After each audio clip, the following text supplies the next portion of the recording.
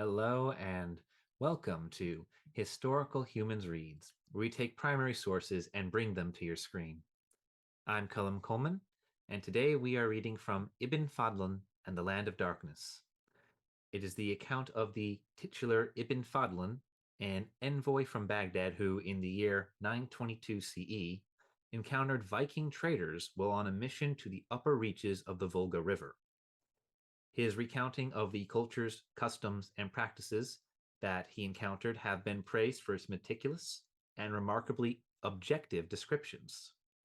The work even contains the only ever written eyewitness account of a Viking ship cremation, or as it has become known in the popular imagination, a Viking funeral.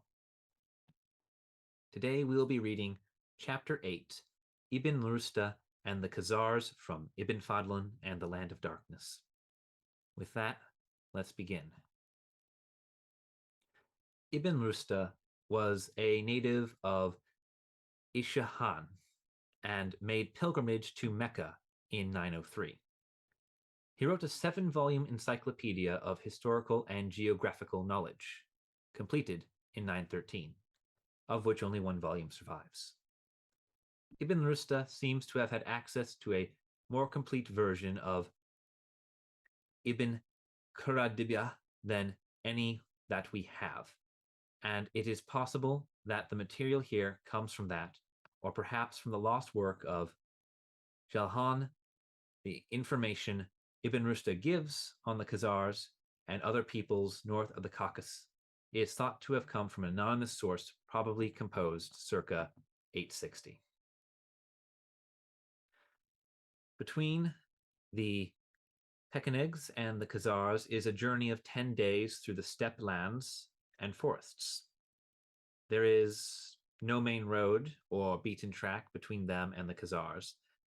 There is only this route through forests and thickets until they reach the country of the Khazars. The country of the Khazars is extensive. On one side is the Great Mountain, and it is the same mountain that slopes down at its far end to Tulas and Okhaz. The mountain reaches to the region of Tiflis. They have a king called the Isha, 20, and a greater king called Khazar Kidkwan. Though he has this name, the Khazars do not take orders from him.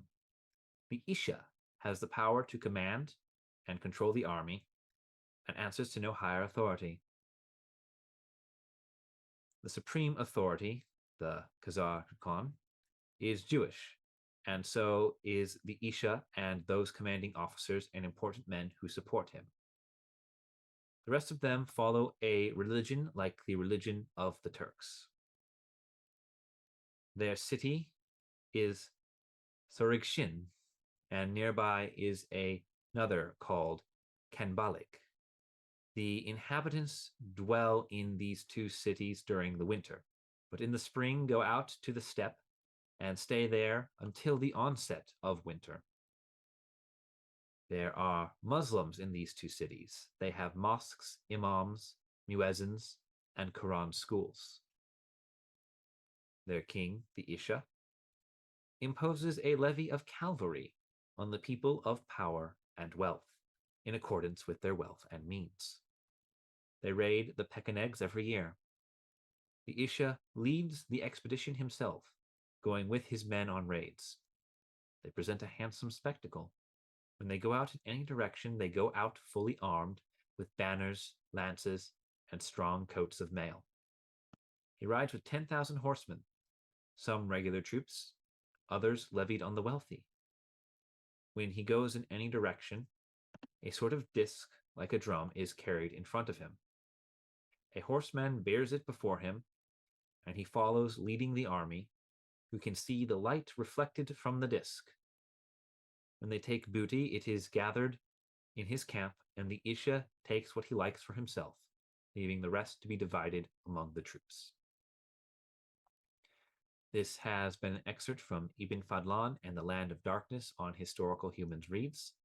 If you enjoy this video and would like to hear more excerpts from original text, Please subscribe to be notified of the next. If there is a work you would like to hear, be sure to like the video and leave a comment listing it below. Thank you for listening.